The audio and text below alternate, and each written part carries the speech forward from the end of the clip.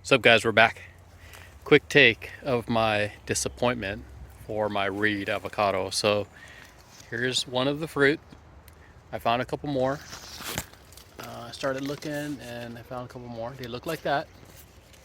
And here's probably 4 or 5 in there. And guess what? I don't think it's a reed. So I'm disappointed, but you know what? It's just one of those things that happens and you just gotta live with it.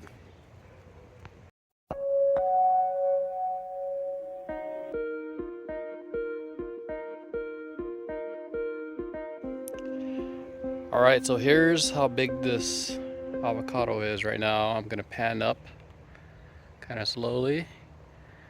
I've had it for over a year and it's been growing nicely, and I've been super excited because I'm like, wow, this is a nice reed that if if I can get fruit off of this, and if it grows this nicely, if I can get some sign wood to be able to graft onto some more seedlings, I can actually get future huge reed that grows really fast just like this, right? But a little disappointed because I don't think it's a reed. And you know what, I bought this tree and another reed all at the same time on the same day in the same block from the same, I guess I got it to Home Depot, but you know, just disappointed. But you know what, if it's strong, the roots are strong. I got a reed from Brokaw. I'm pretty confident that it's a reed avocado, so we're gonna try to graft it onto here. But on the flip side, if the fruit that comes off of this and it actually produces a lot of fruit, like the one that I just showed you, and it's actually really good, we might actually have a win-win. So can't complain too much, but just disappointed.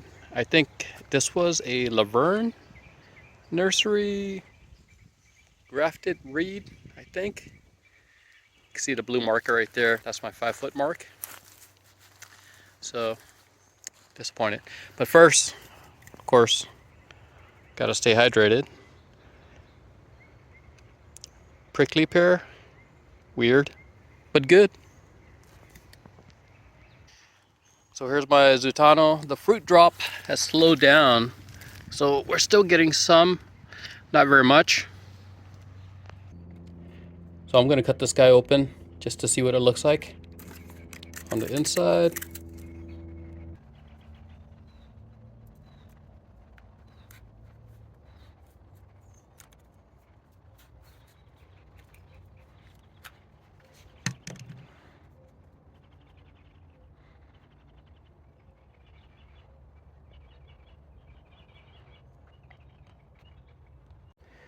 So I've been cutting open avocados that dropped, and what I'm noticing, and this is probably one of those fruit that was going to drop no matter what. You can see there's a black ring around the seed cavity.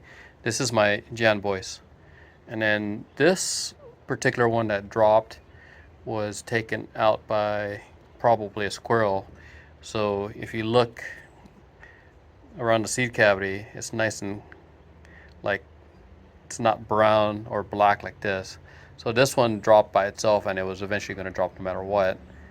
Versus this could have been either, you know, if you get some avocado droppage from the wind blowing it off, and if you cut it open and it looks like this, it's just wind, versus this was already kind of like a bad one that was just going to drop no matter what. So something new that I'm also trying, it's called the Gopher Hawk. Gosh, this thing worked really good. I found a gopher, set it that morning, 8 o'clock. By 10 o'clock, I got it. It's actually pretty easy to use. You don't have to dig. Definitely recommend. So I'll put it down in the link below. You guys can click on the link to see what I'm talking about. This kit that I got has this bar, which has a poker, which you use to kind of feel around your gopher hole. This thing actually separates the soil to kind of help ease the actual trap in there. You could buy just a trap by itself, but definitely recommend if you're buying this for the first time, you actually get the whole kit, which has both of these.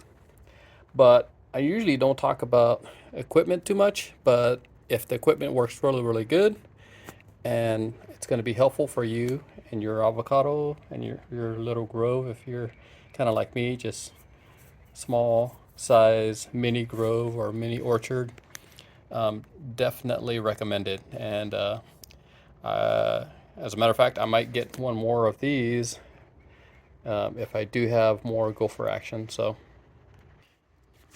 hopefully you guys are doing well.